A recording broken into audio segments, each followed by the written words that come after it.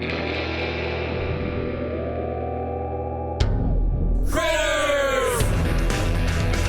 in Taiwan.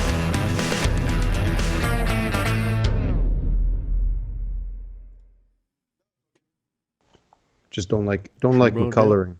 Don't like my coloring. Yeah. Hey, I never told you about an invitation to a game I got, and you never told me about your Sunday experience. Oh, dude. So I had this awesome. Do you want me to tell you that real quick? Yeah. Is it a short story? It's a quick one. Okay. I checked off something on my DM bucket list. Yeah. I had a player full on jump out of the chair and scream my full name at me in agony. Benjamin. Like in proper fucking horror. Are you leaving the rest of your name out just because we're on the line? No. Oh, okay. No, it was like my full name. Full name. Benjamin. Well, no, I did not Benjamin Greenspoon, but it was Right. Benjamin. And I'm just like, nobody. My grandmother is the only person on this earth that ever called me Benjamin. But did she ever jump out of her seat for it? No. So it was like I put them into a terrible position, and it wasn't just me. It was what I was things gonna they say, did. was it just you? No, absolutely Did you not. railroad him into a position? Nope. This was in combat, and it was just the way things worked, and it was. I had a little moment of, I did the right thing. That's nice. That's nice. It made me so happy. Confirmation for my phone call after the podcast. Cool. All right. Shall we get going? We're online, buddy. Are we on the internet? Yeah, we're on the internet, man. Hey, welcome to Critters in Taiwan, a D&D podcast about Critical Role, where a bunch of nerdy-ass voice actors sit around and play Dungeons and Dragons. I am Ben and Gaosheng, I am Tim and Taiwan. and we're Critters in Taiwan. Yep. Some of the Critters in Taiwan. Reach Yeah. out. Reach out down in the things and ask us questions about things that we know nothing about. Hey, tonight, Tim, we're talking about Campaign 3, episode number 53, Ripples. Oh, ripples. Okay. Okay. Enigmatic. I like it. Yeah. I like it. It's Yeah. apropos. Like there's clearly the Applebee solstice is having impacts. The Applebee solstice. Dude, which happened first? Abria saying it or Four-Sided Dive? Abria said it before the four-sided dive. Although I mean, the I saw four-sided her dive say it may before have, Four-Sided Dive. we don't know, right? What do came you first, think, though? Which came first? I think she made it up on the spot. I think because she's in the moment, mixing things up, and is like, that's the. Listen, man, our students do it all the time, right? We say words, and then the students interpret them differently. So yeah, I'm with you. I think she said it first for sure. Uh-huh. And I think they took that into Four-Sided Dive. Absolutely. Yeah. It was missed the first time she said it. 100%. It just went under the radar, and it happened in the second half or something like that. And somebody's like, Applebee? Yeah, Abria stepped it up, eh? She played real well, and Christian also. Yeah. Real good fun jobs. I wonder how long we're gonna see that. One thing I just want to say about Abria. I know that she's like an experienced player. She's DM DXU and has tons of experience at Dimension 20. But Christian's role playing of this Frida Yormaton with that ultra low charisma, which I think is going unnoticed. Oh, I never saw the stats. 6. 6. Yeah. But he's so Ultra low. nice. Right. But he's so awkward. Or she, they, I don't know. They. Yeah. So awkward. This is the whole Chetney experience from 52, where he's like, "Why this are is you making some sense? Why are you doing this?" And it's like, okay, well, yeah, constantly being maybe a little bit too positive. Yeah, I've known people like that where it's like I don't want to hang out with them because they're like, "Oh man, every time you walk into the room, it's like, dude, enough." This is like Grog with that super low intelligence, like playing the character. Intelligence is much easier to play low or high than charisma is high or low. Well, I guess high charisma is pretty easy to play because you're just a whatever. But yeah, well, if the player is good at talking and stuff, which basically everybody at the table is. I mean, you got to be pretty charismatic to be a voice actor, even though you might be an introvert. You got to be fairly good at. Yep. With all the scripts you've read and all the, Sure. like, sure. You know, it might feed into what you use in your regular life, you know? Although we have made the same comment in reverse of that multiple times about certain cast members sitting at the table too. So Sure. there's a little Yeah. there's a little yin and yang going on there. Yeah, for sure. And if you're a follower, you know what you're talking about. You know what we're talking about. So anyway, yeah, this was a good episode. We both said that, right? We both Such a great episode. It was so fun, entertaining the entire interesting. Lots of there were highs, there were lows, it was a good episode. I really enjoyed it. interactions are great. Very. I'm sad we got 2 weeks off. self-explanatory. I'm sad we got 2 weeks off, and I'm also very happy we've got 2 weeks off because I gotta pack and move. Because you're busy as a dickhead. Woo. We got a long weekend coming up here in Taiwan. We don't get many long weekends in Taiwan, so don't be jealous. Not this long. No, this is a 5-day weekend. This is it's a big one. 5-day week. Yep. Yeah. This is a week off but work. guess what I'm doing all weekend? Well, Onto the truck. I'm moving. he's fucking packing. I'm You're packing. moving. I'm packing and moving. Packing and moving. All this is going away. Oh man. I know. I'm sad, but hey, What them's the breaks. your booze fridge container there? Is that yours or is it that is mine? Fuck. It is not mine anymore, though. I have sold it. I sold okay, it to a friend. I wanted to keep it, but I decided that it's time to divest myself of some things. So it's one of the things that's going to go, unfortunately. Yeah, so be it. Well, hey, new place, new life. Exactly. Hey, that's what you gonna do. That's the thing. Speaking of which, can we get into some rollies? Should we go to rollies right away? Hold on a second. I would like to say about this episode. Did we say it before we went on air? Maybe. Fantastic episode. Yeah, we already said that. Okay, right. Yep. Okay. Yeah. No, I think we covered it. Okay. Yeah. So I guess it's rollies time. I had to think about it. I'm keen to do some rollies. I rolled a lot of dice, and I rolled a lot of good dice on Sunday. Yeah. That was part of the reason why I got yelled at, because my dice were hot. Oh, that's why they stood up and it was grandma'd you. It was when the combat, the demon thing that they were fighting passed all of his saves and hit almost every single time. It happens. And he had this really nasty area of attack thing, and so I was rolling like 46, like area of effect. Yeah, like a globule of poison. He would hork out this phlegm ball that would splatter out. You nasty. Little 10-foot radius circle, and every single time I rolled damage, so I was rolling way above average. So 46, you're looking at like 20. That's 24 max, right? Right. So I was rolling high teens every single time, and it's just like, they recommend you do the average 14 points of damage because that's the two above the average. But I was like, no, I'm going to roll a 46 because it's more fun, and I kind of regretted it because it was nasty. Anybody go down? Yep. 3. Whoo! That's why she was screaming at me, because I put 3 of them on the floor. Two of them twice. Game though. They ran in, they healed them, and then he put them down again. And I'm just like, oh. I mean, that's what happens. That was a Jester's fucking thing. Yep. She's like, well, I can heal you right now, or just wait until you go down and then heal you and bring you back. That's right. Yeah. Yep. I've already rolled mine. I got a 15. Oh, I got a 17. Hey, that's a good roll finally for both of us. Yay! Hey. Okay. I'm going to start this with them wandering into Uthadern. How good was Matt at reintroducing us to Uthadern? I can't sing enough praises for that guy for this last episode. I was like, well, we've already seen Uthadern. We already know about it. And he reintroduced us in a whole brand new way to what it was all about. And I was like, I found myself fascinated and enchanted again by it. And I'm like, I already know this. Why do I need to listen to the description again? But it was all new and it was all interesting. And I caught the cast even paying attention and listening to what he was saying. So awesome. Yeah. Yeah, like when we're walking in, we're like, we know what's happening, right? Mm-hmm. But then it was so different. and the attitude was different. Everything was so different. So it kept us felt- engaged. These people who are Exactly. very well versed. It was, Exactly. and the way that He's the way so Matthew good. does this time and time So good. again, So it's good. amazing.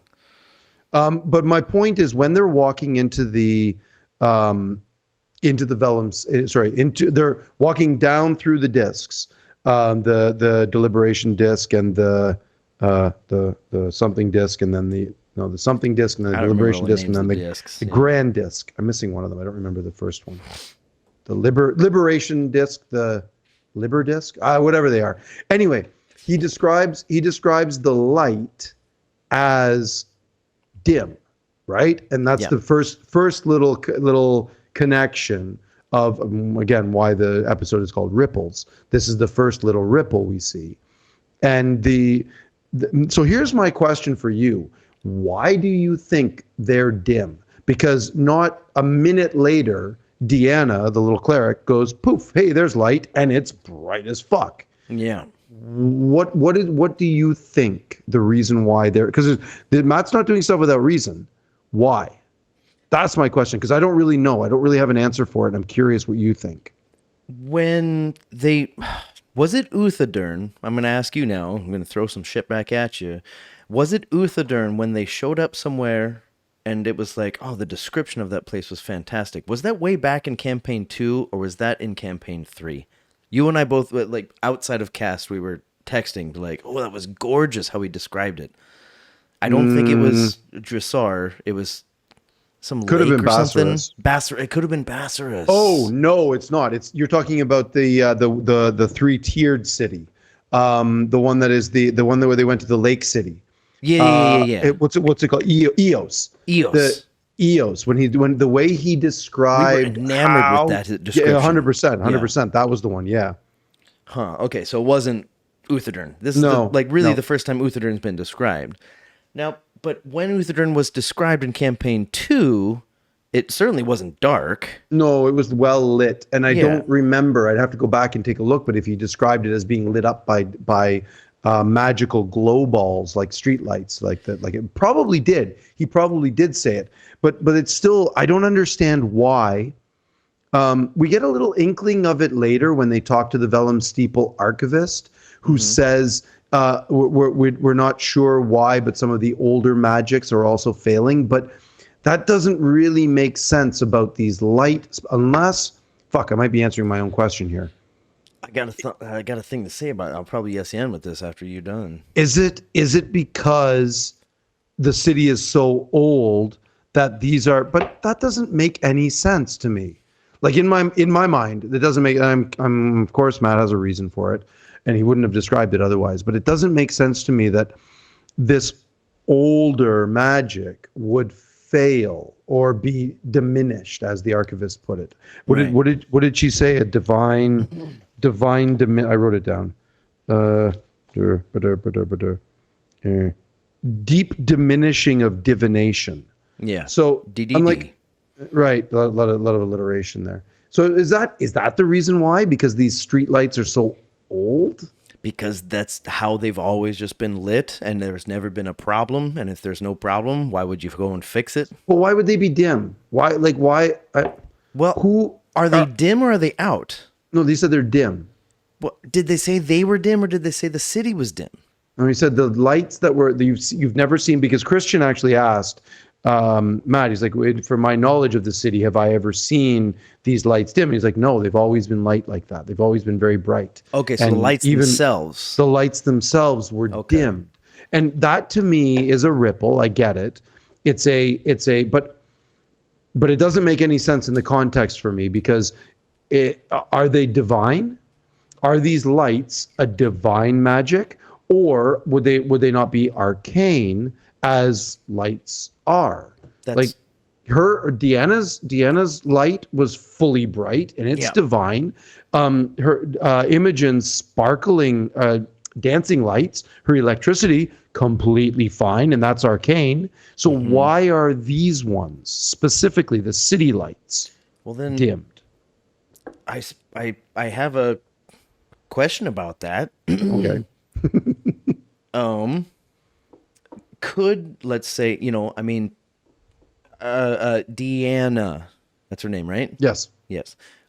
She's sitting there. She's like, everything I know is arcane. Like only after a certain point, Divine. it's all divine. Yeah, well, she's a cleric, so it's a cleric of Right. So it's all she's divine, a not cleric arcane. of the Allhammer.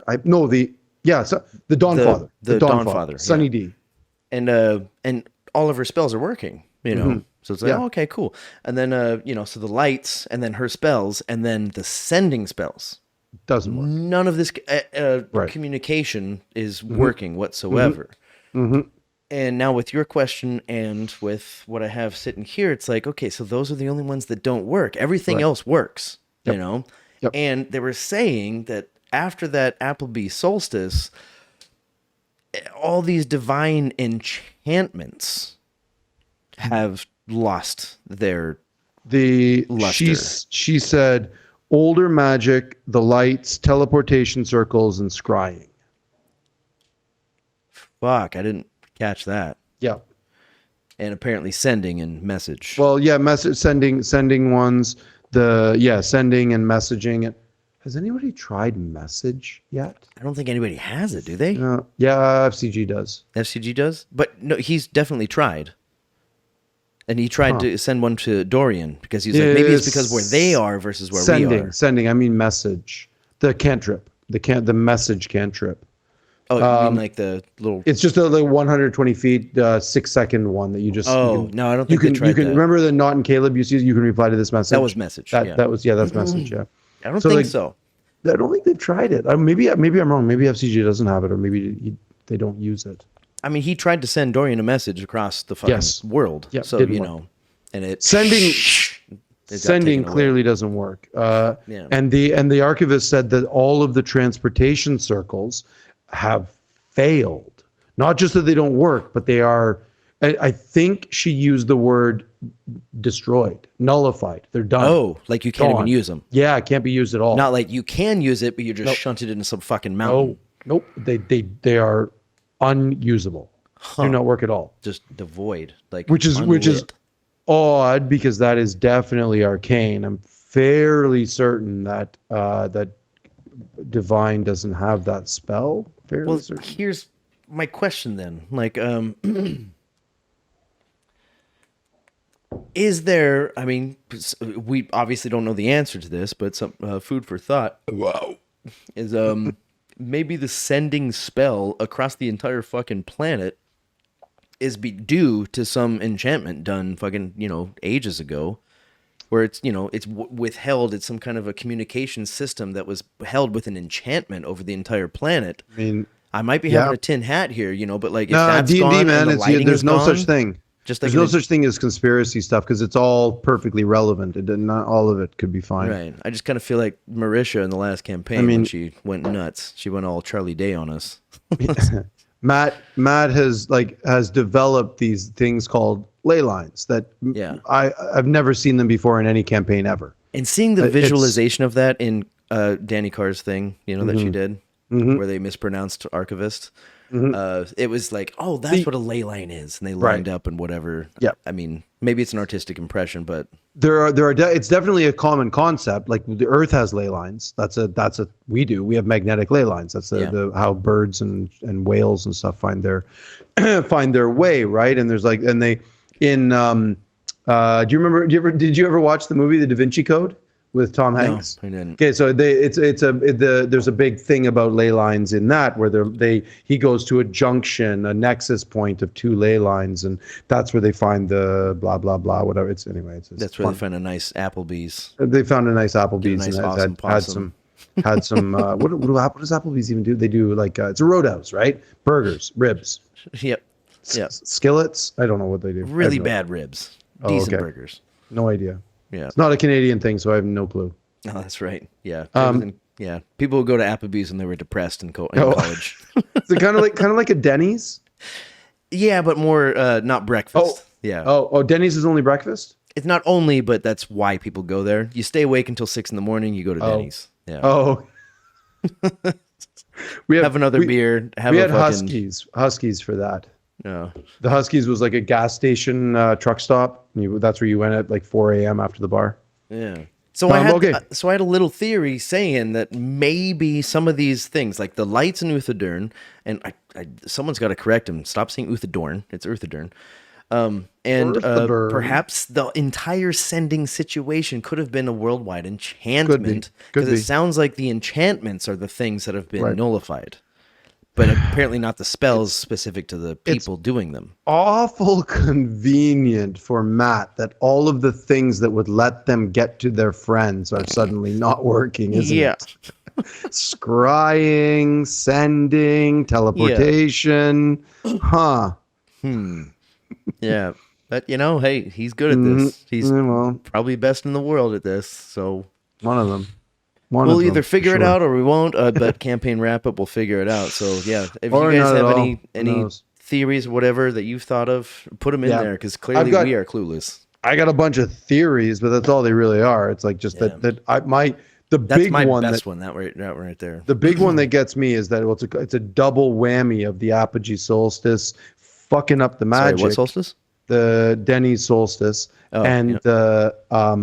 the ley lines being all messed up and the auroras all over the earth. And then the other one is that that Predathos is eating the gods. No, sorry. Predathos is battling the gods, and so the gods have had to withdraw a bunch of their powers from Exandria so that they can stack up the sandbags and start shoring up defenses. Yeah, and these enchantments could, fizzle out. Yep.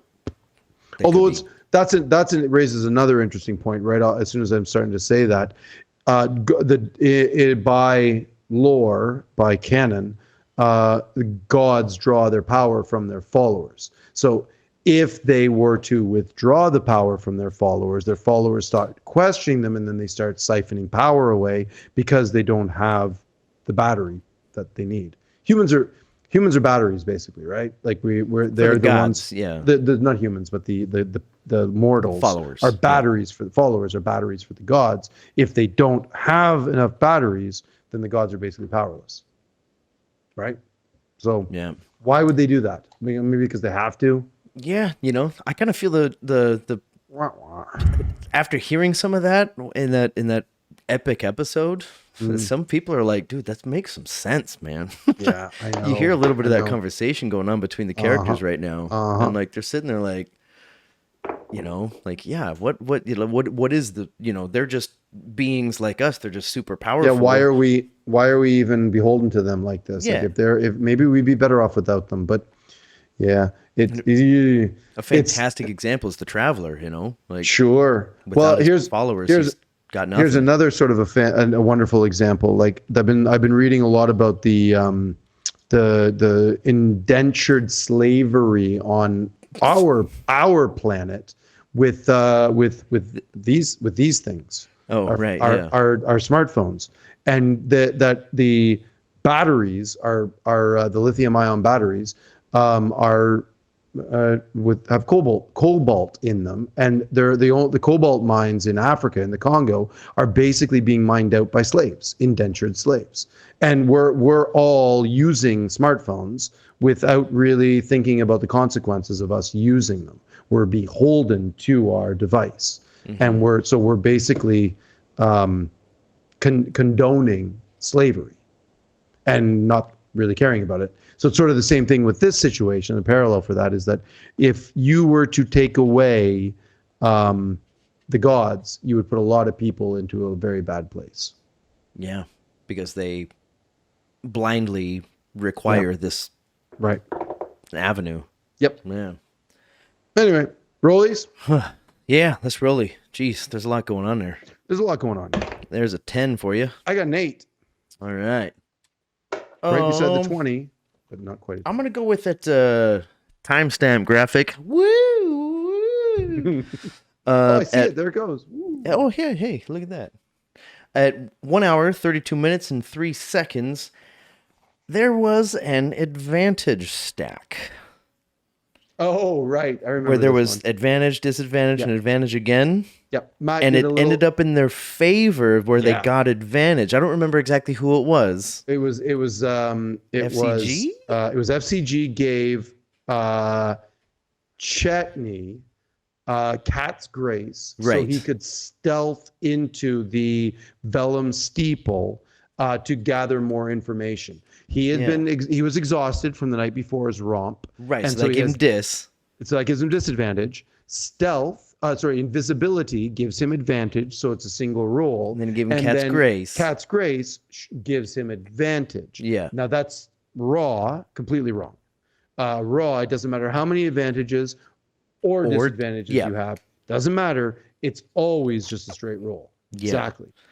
I like this personally. I'm just going to tell you right off the hop. I like it because it's rule of cool and it's rule of cool played well. It makes sense. FCG sacrifices a spell slot for a thing that is, to be completely honest, slightly inconsequential.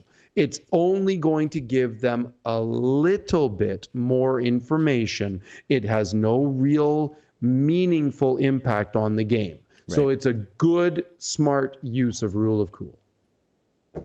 I'm with you on that. Yeah. Cool. Because like when you look at the as you say, like no real consequences. I didn't think about that. I was stuck on rules, because I'm a fucking rule monger. And I don't even know the rules that well, but that stuck, that hit me. I was like, wait a minute, they're stacking. Yeah. But 100%. I made my peace with it just because they were like, all right, so you're exhausted, but you're also invisible. So we'll cancel those out.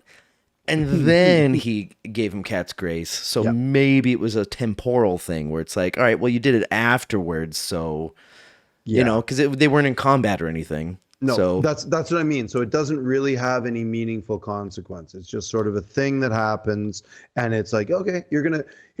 I think in Matt's mind, and this is something I'm sort of paying attention to and thinking about, is that in those situations, it's completely in my and Matt's control. You're like you as a DM, you're like, I'm in control of this. Nothing else can really fuck this up because I can just yep, sure, why not give them advantage, because the only thing that's going to really happen is going to help them in a very minute, controllable way. Right, and at maybe worst, some slight railroading in the future, just in case that goes too good or too well. Yeah, it does set a little bit of a precedent, which is interesting. Because now suddenly they may be in the future would be like, hey, but remember that time when I did the thing and you allowed it? Right. And then Matt's going to be like, okay, so... He's good at saying, like, given the narrative, I'll do this, and, they know each other so well at the table. Yes. Yeah. Well, there's a funny... Liam and Laura. Laura's always trying to cheat. Liam's always like a stickler for the rules. At one point in this, I didn't write it down, but at one point in this episode, near the end of it, where I think when they're doing the animal handling check on the beast, and Laura's like, "Did you give me advantage?" And everyone's like, "Yeah," or Sam looks at, "Well, that's because that's how it works." I didn't catch that. Yeah, it was pretty funny.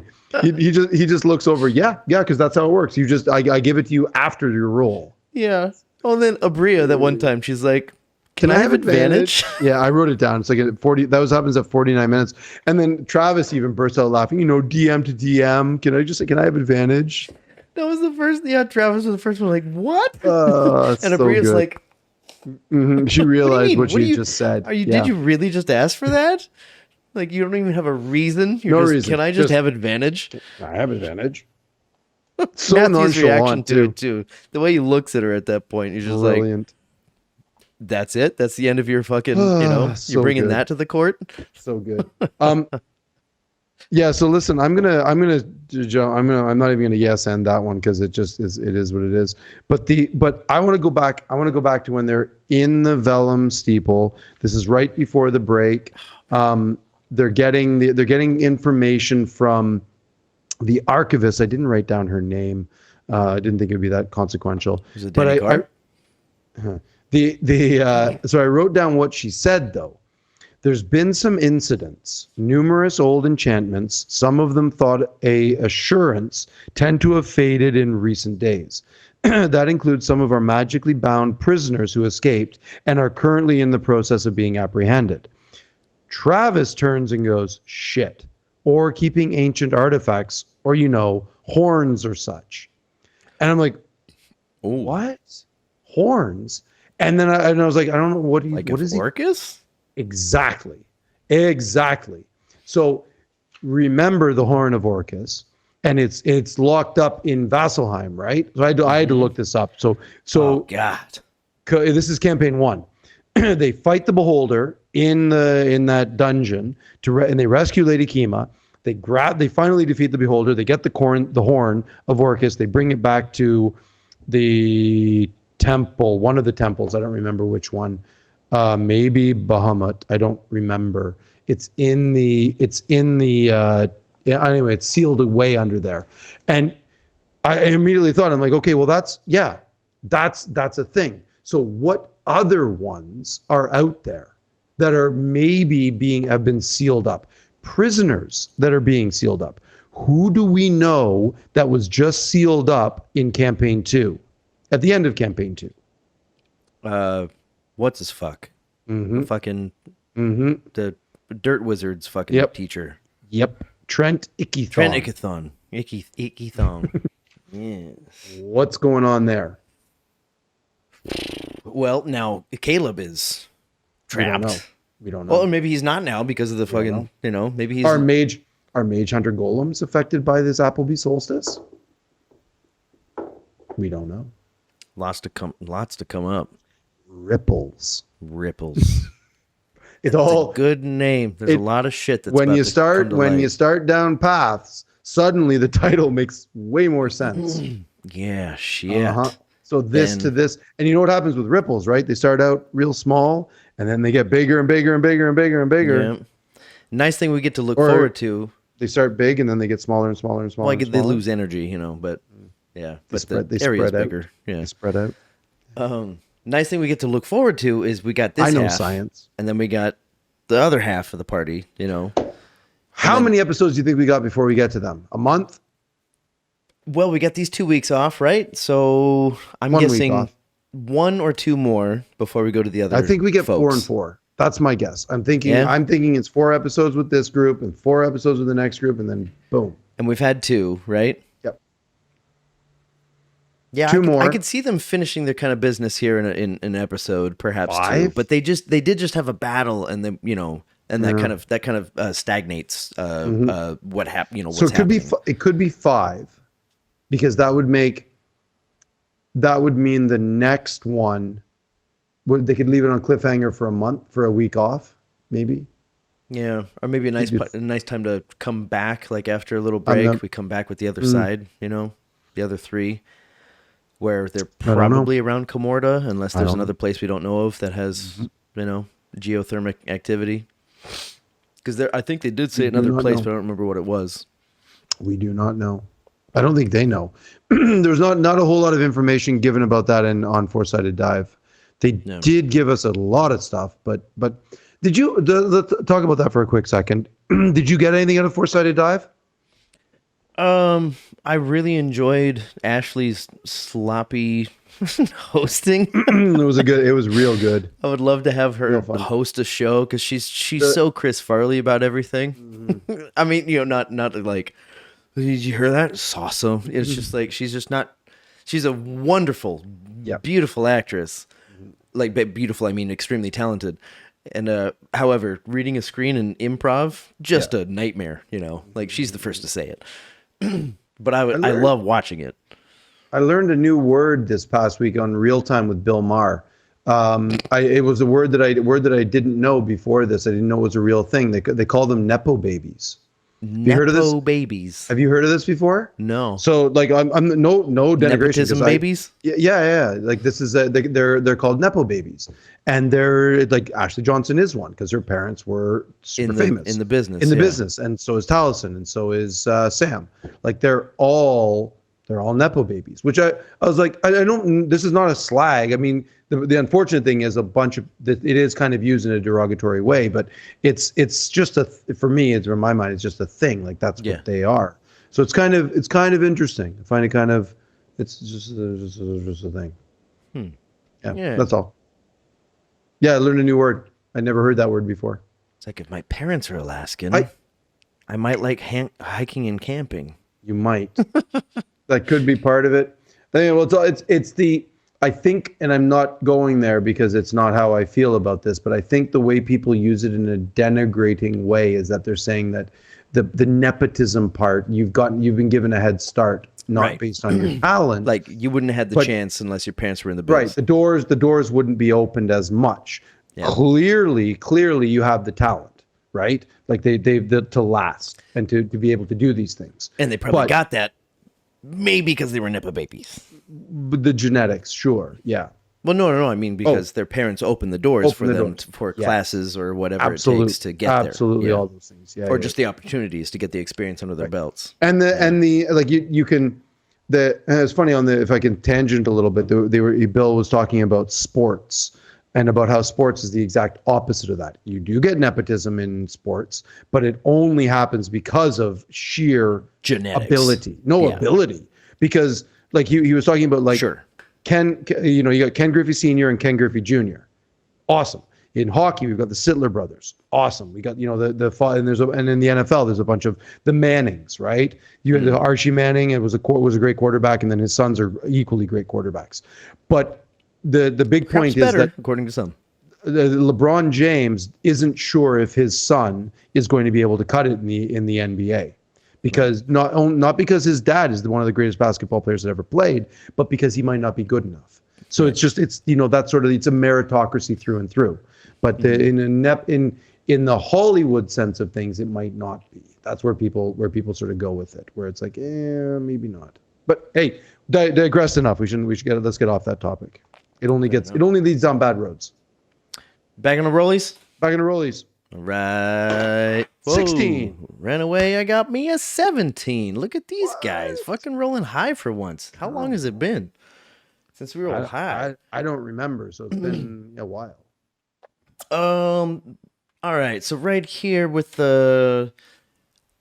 your opinion basically is what I'm asking for on this. I got when a lot of those. in the battle, the battle, if you can even call it that, Sure. when she charmed the beast. It lasts for a technically dominated its charm, but dominated the beast. Can you please tell me the difference there? Because that might have something to do with this. Dominate is a charm. It's just wording only. That's all it is. Is it basically the same thing? It's basically the same thing. The rationale being you cannot charm a beast with your flowery words because they don't understand you. So it's dominate. You dominate the beast. Right. You because charm a human. They're not quite as right.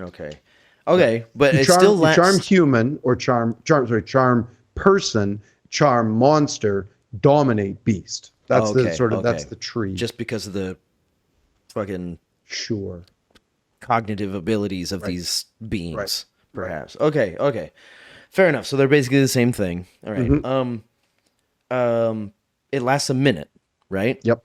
And Frida's thing alone timed it out. It was like 25 seconds. And other people were talking to it beforehand, and it wasn't like they were like, okay, you go, and tried to keep it under a minute, But there's some rule of cool, I suppose, in the situation, because they're talking to it, and it's such a cool thing that happened in the episode. I loved it, but I was trying to keep track of how much time they were talking, because when it's a minute, minutes are fast. And like when somebody's talking to them, and then they can all sit there and think, then Matthew can also think, give them some time. And when Frida kept on talking, I was like, that's going to wear off right away. Yep. Like right after this. However, maybe rule of cool allowed it to, or just justified it in another way. I think it just makes it more of a fun thing to happen. The fact that Matt as a sort of the player's DM is saying like, okay, if you're going to try this thing, if you can, again, let the dice tell the story. If you can convince the universe that with your dice rolls that this is supposed to happen, I will extend that minute much longer than a minute. Right. Or on the other hand, like if Frida was perhaps maybe struggling with a couple of words, maybe they can think like, oh, well, maybe they actually said it this way in the game instead. And you can retcon that, or not even retcon, just like no, I'll let it fly because take into account the idea you got the the idea you put across was good. Yeah. you know. Give 'Cause allowance to the fact that you are a player and the character is the character, and they need to be separate sometimes. Yeah. And, you know, with my basic quick math skills was like, yeah, that was over a minute. But then also yeah. I could Sure. justify it in my head being like, well, you did, the tongues last for an hour. So maybe after you dominate the beast and get conversation established, then you could continue talking with it because, you know, like now you have an understanding. So like even if the dominate ran out, you still have 59 more minutes to actually communicate with it. And that's where I made my peace with it, you know. Yeah. It seemed like there was a lot of conversation before, and then afterwards he was like, about this time the dominate's going to wear off, you know. And I was like, that's about 2 minutes too late, man. Maybe not that long, but maybe even more. Might have been more than maybe more. Might be. That's how I felt. Because like when they were walking out, clearly it was gone, but the communication has been established already. Yes, exactly. Right? Exactly. And you got to remember, like, they rolled all of those, man, they rolled every one of them rolled a plus 20 plus on their either animal handling or persuasion checks. The four of them all rolled over 20. So it's like, okay, well, that's the awesome. Yeah, it was amazing. So they all rolled really, was that really high. Was that moment where it was like 27, 26, yes. 28, yes. 22? That one? That one. Whatever the numbers were. Whatever there was a 23 in there. There was a 27, 20. They were all really, really high numbers. Yeah, I think everybody at the table, including all the listeners, were like, "Holy shit!" Yeah, they all rolled the four of them, and that was at that point. Matt was like, "Okay, yeah, that's it. Then this is that's the reason why you let it go. That's the reason why you let things like that go more than they should, because of letting dice tell the story. And this is the way that the players want this to happen, and I will collaborate with this story, and we'll make it'll be a good one.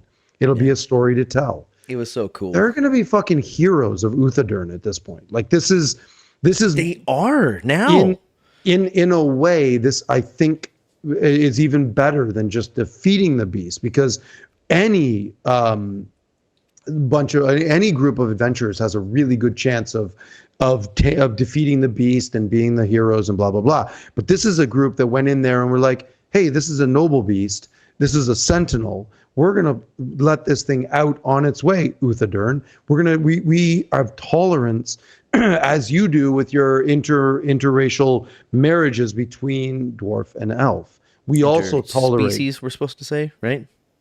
Races, species. What are we talking about here? Who knows these days? I love euphemisms.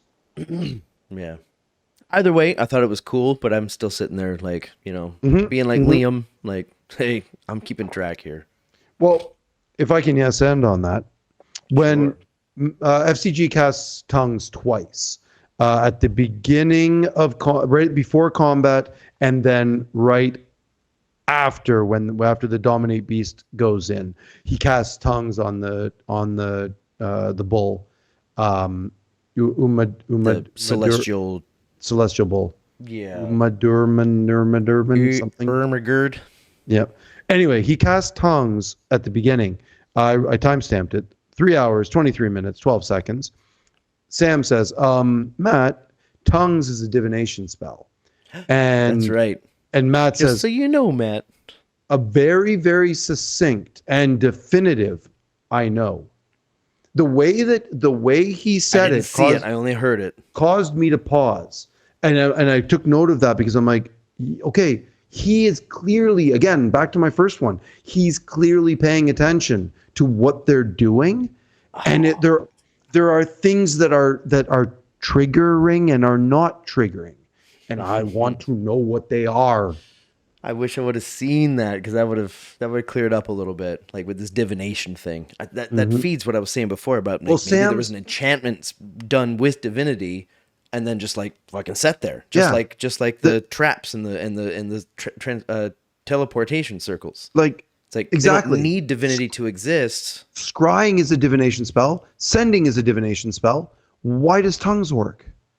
Like, Sam is smart enough to know this. So Sam, the player, is like, yeah, Matt, why doesn't sending work and why does tongues work? They're both divination. Oh, it's not divination magic then? It's the specific divination. Like, there's I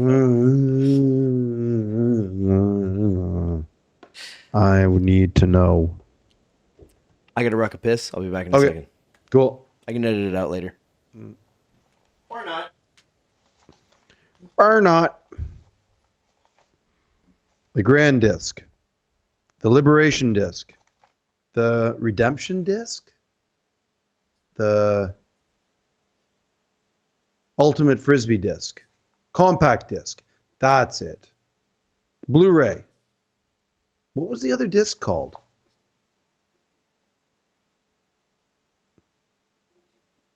Huh. I don't remember. The Vellum? No, the Vellum Steeple. Hey, did we ever see the Vellum Steeple in campaign 2? They never went there, right? Like this was Bo and Caleb. They wanted information, but I don't think they ever went to the Vellum Steeple to get information. Or did they? Is that where they went when they with Rini when they did do all of that? Was that with the something otters, the auditors? What were those otters called that Bo and Caleb went and talked to? The otters? Remember the auditors, the something, the wood, the something auditors, and they were all making these jokes about the otters Because they were how adorable they were. holding their hands. Oh, I don't remember. I mean, and then Matt was so upset. He took that one really hard. He did not like it. You know, as good as Matthew is with his voice, you know, one of the times it was like, it sounded like otters, you know, because he's speaking so fast, you know, he flubs every now and then. The something auditors. I mean, he used to have a stutter back, you know, when he was a kid, yeah. you know, so, you know, that comes out every now and then, even with all the training and stuff he's had. Well, yeah, I don't remember what their title was. These adorable little otters walking around holding hands. You know, if I was, it was this one. Are you finding it? Yeah, I am. It's the to speak to the auditors, manifold morals. That was the episode, campaign 2, number 74. The graying wild. Oh man, Rini. It's less than halfway through. Rini. Yeah, laughing hand. Nope. Insight. Oh god, there's a lot here. Plexus Post. Nope. They did go to the steeple. They went to the Steeple Archive, not the Vellum. Is that the same thing? Graying Wildlands. Right now, I'm wondering if your mumbling is coming through. I don't even know. I shouldn't be looking. I shouldn't be paying. I shouldn't be. No. There is a signal to noise ratio thing that's cutting out. We may I can't just have find it. a bit of silence. The wood something auditors. The something auditors. I don't remember the name. I don't remember what it's called either. I don't think that was the Vellum Steeple though. I think that was they called it in that episode the Steeple Archive. Maybe it's the Vellum Steeple Archive. Maybe they're just calling it the Steeple. I don't know. I felt like the way he was describing the place, it was different. We had never seen it before, but I could be wrong about that.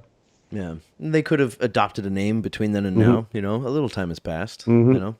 All right, man. I'm basically tapped. I'm kind of done. I don't have anything more. Okay, how you doing? Let's do it. Let's do a rollies, and even if you win, I'm going to take it. Okay, cool. What? You're not going to win with a 15. I got a 15. Come on. I got a 9. All right, I'm going to take it. A quick little thing about a little nod of the hat to Matthew. It's got to happen every now and then for me.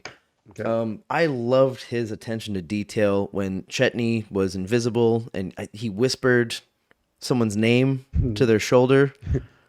Ludinous. Yeah, I don't know if that's going to pick up because whispers don't come in very well. Ludinous.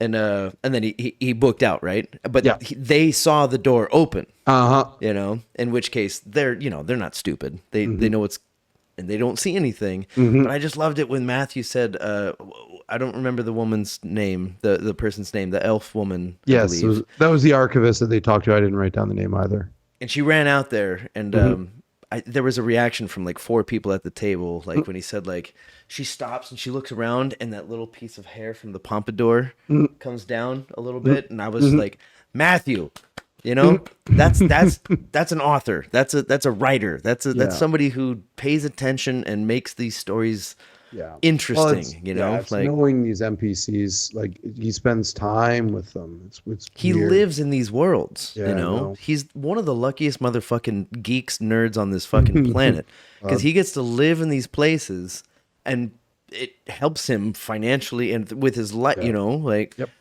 he's sitting there like a little Talent. detail like this It's just talent. launches him through his career, you know, tiny little things. And it's just inherent with him as a person, you know. And I don't know, I just like to bring attention to it because fuck, man, like you can't say enough about tiny little things like that just throughout life, you know, when you're recording an album, Well, when you're writing a book, whatever the fuck it is that you're doing, DMing a game, put those details in. That's what makes it memorable, you know. Even if I forget that detail, I'm still going to remember that part of the story, you know. Yeah. Well- just a little tip of the hat to Matthew for that moment. Then I will sort of yes end this one. And that's the end of mine. I'll throw mine out there. When they come back after this break, and they're still in Uthadurn, and they are now the heroes of Uthadurn, want to put any money down on the fact that they go to Oltgar's toy shop? Because my money is on the fact that Chetney walks back in there going, "Hey, motherfucker, guess who's back? And you can't touch me now because I'm a hero."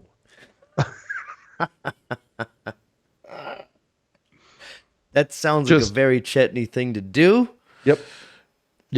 So I don't think I want to put money down on that because I'm pretty sure I'd lose. I think you've it's going to already said happen it. because the look on Travis's face in character when Matt explained how it looks like they've expanded. It looks like they got a second floor. It's like, oh no, this is interesting. So I was like, he's not going to ever go there. But now I'm thinking, I'll put a beer on it just for the sake of fun. all right, Yeah. put a beer on it because We'll I put a bet you beer they on go back. I'll bet you they go back and they say that's the they're the And, against my better judgment, I'm going to say no, they don't. And let's put a beer on it. done. I got one more little thing, another little question. You lied to me. No, this is just more of like a yes or no thing. What do you think? I wrote this one at the on the first page. Do you think Frida failed the Constitution saving throw for the bite? Because they had a long discussion at the very beginning of the episode about how very beginning. You've been bit. You were bit. Did you get bit by him? Did I bite him? And he's like, Yeah, and nothing's happened. So is he even? Can a robot? Has Matt ruled that robots? That's part of it, right? Right. Has Matt ruled that there's no blood? Can it be transmitted? Can aormatons? Can robots be infected? I think there's when you get aormatons involved, they're skirting the line between alive and not, right? You know, so like, but also they don't bleed, but the liquid that comes out is like a thick oil kind of thing, right? And if they lose enough, maybe they can't function, just like blood. He did say last episode that the big difference between FCG and Frida is that like Frida is where FCG is more made of like metal components that are held together by arcane power, et cetera, hinges and stuff. The like more mechanical parts. Frida is made of like remember we saw it in campaign 2 when they were in Aor, that rubber like tubing that's sort of like sinewy through the body, and Frida's made a little bit differently that way. So that nasty ass fucking living city shit. Yeah, I don't know. I mean, like we did see that Frida's arm went. Yeah, you know, like whereas. Did you see the artwork for it is really cool. I didn't Very know. cool. I know. Yeah, it's when really when they cool. describe the colors, because rose gold is one of my favorite gem colors, you know, or metal colors, I suppose. And then with all the jade and that, it's got to be beautiful. But I didn't see it. No, it was all in my pocket the whole time. Really, really good art for it. I didn't have a ton of time to bring the phone out because my friend who just left. In the character art, the hand is fully split open, and the blunderbuss barrel sticks right through. It's pretty cool. Oh, man, yeah, I'll have to check it out. And kind of speaking of which, we're after 50. What do you feel? 53. We had this conversation before. Yep. Going back and watching them through again. Because you and I were kind of, I was like, we got through 30, and I was like, I'm gonna go back through and watch again, and I stopped at around like 12. Yeah, I'm like, nah, it's too early. I think Too soon. It's not too soon. At 12, or sorry, yeah, at 30, it was too soon for me. Right. But I had right. you in the back of my mind being like, yeah, I think I need more. When I said when I got to 50, I'd think about it. I'm still thinking about it. Okay. I'm not quite ready to go back and watch this one yet. Not yet. I'll be honest. The first few episodes didn't amaze me as much as the first few episodes of 1 and 2. So I'm a little bit in the back of my mind. I'm a little leery of going back and watching it because I'll be like, yeah, I was right. These aren't that great. Yeah, I might surprise myself. I might surprise myself and be like, oh, these are way better than I thought they were. But the big difference is it can go either way. It really does sometimes too. You know, the big difference is I've watched campaign 2, fourth watch now, and I didn't rewatch it until I finished it. So like I went all the way through and then went all the way through and then went all the way through, and now I'm on the fourth all the way through again. So it's I did with this one is completely different because I watched episode 1 twice in a row. Then I watched every single episode I've watched twice in a row. So I feel like there isn't much that and taking notes, I feel like there isn't much I missed, so it won't amaze me as much. Oh, you mean like with what we're doing here, we watch it twice before we discuss and then we talk about it. So it's basically 3 times through the episode before the next one comes out.